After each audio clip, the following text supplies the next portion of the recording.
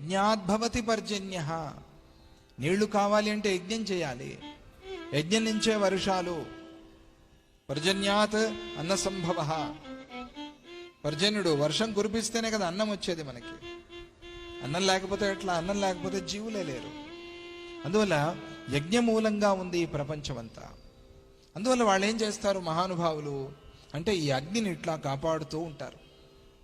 ఒకసారి స్వామిజీ వారు చెప్పారు, ఒక ఫారిన్ కంట్రీ ఎక్కడో యూరప్లో, ఆస్ట్రియా ఎక్కడికో వెళ్ళారు స్వామిజీ. వెళ్ళినప్పుడు ఒక చర్చిలో ఒక సభ జరిగిందిట. ఆ చర్చిలో సభకి స్వామిజీ వారిని పిలిచారు. స్వామిజీ వెళ్ళారట. అక్కడ యహూదీని కూడా పిలిచారు.